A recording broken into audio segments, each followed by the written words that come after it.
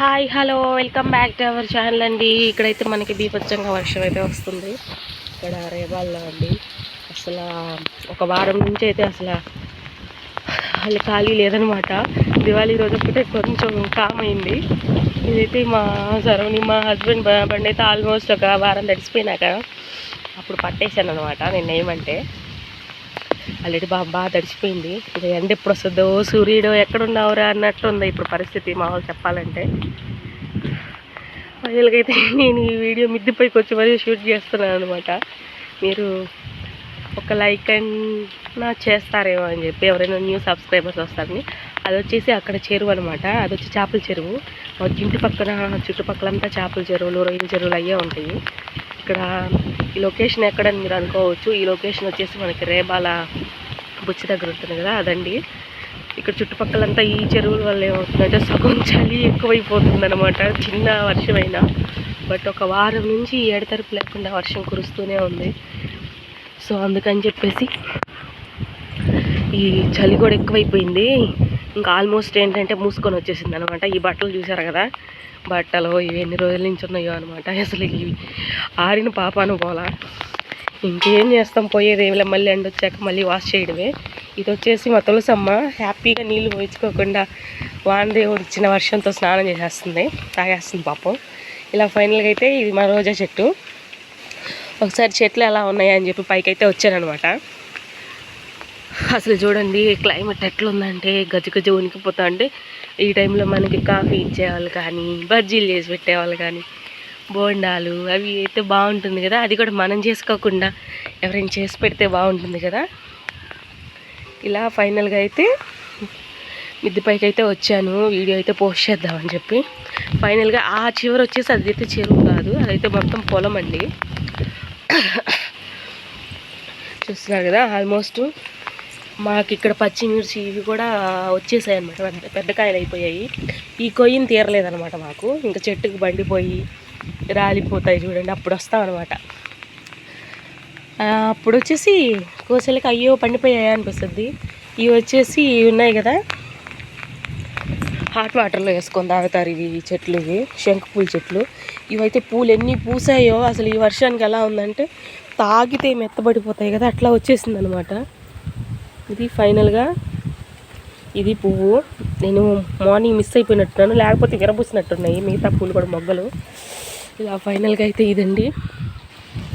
ఇది మా ఇంటి వెనక. మాకు యాక్చువల్గా ఏంటంటే ఎండ కూడా ఇంట్లోకి పడదనమాట. బ్యాక్ సైడ్ వచ్చేసి బ్యాక్ సైడ్ ఇలా ఉంటుంది. ఫైనల్గా ఈ చల్లదనానికి మీరేం చేస్తున్నారో కామెంట్ చేయండి. మేమైతే పిల్లలతో పెట్టుకొని వాళ్ళతో అసలు హాలిడే ఇచ్చారనమాట. ఇంకా పిల్లలు ప్రాణాలు దోడేస్తున్నారు. ఏంద్రా బాబు ఈ కర్మ అనిపించేటట్టు చేసేసారు పిల్లలైతే.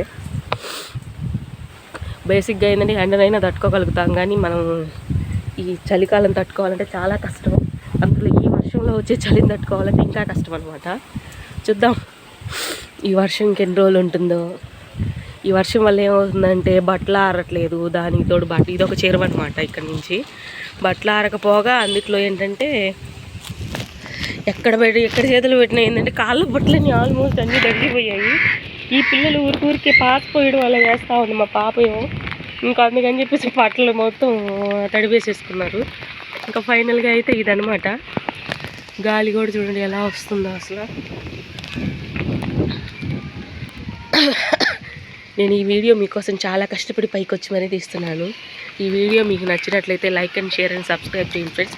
ఈ వర్షం ఏంటంటే కొంచెంసేపు బాగానే ఉంటుంది, కొంచెంసేపు ఆగిపోతుంది, కొంచెంసేపు అయ్యాక ఉన్నట్టుండి ఎక్కువైపోతుంది. అసలు ఎవరైనా ఏదైనా పని మీద బయటకు వెళ్ళాలన్నా కూడా భయపడి వస్తున్నారనమాట. వెళ్ళిన వాళ్ళు ఎలా వస్తారో తెలియదు. అంటే ముద్ద వేస్తారా, లేక పొడిగా వస్తారా, సగం తడిచి వస్తారో తెలియదు కదా. అందుకని చెప్పేసి ఇలా మేమైతే పైన జై హనుమాన్ అయితే పెట్టుకున్నాం అనమాట, ఇలా ఫ్లాగు. ఫైనల్గా అయితే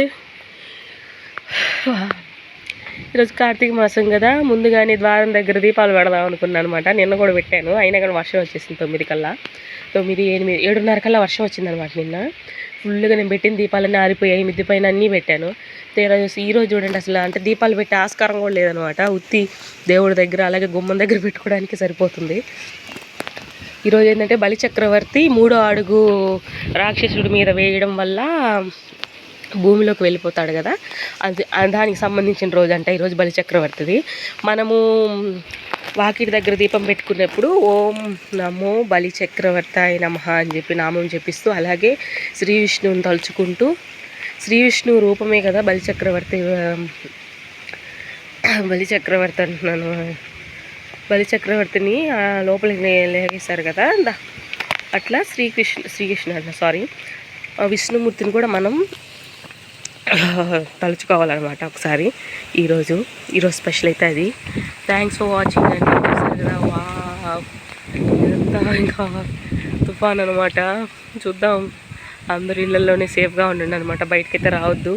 ఇంతకీ నా గొంతుకి ఏమైందంటే బాగా జలుబు చేసిందనమాట, తలస్నానాలు ఎక్కువ చేసేసి. నేను చేసిన తప్పు మీరు మాత్రం చేయబాకండి.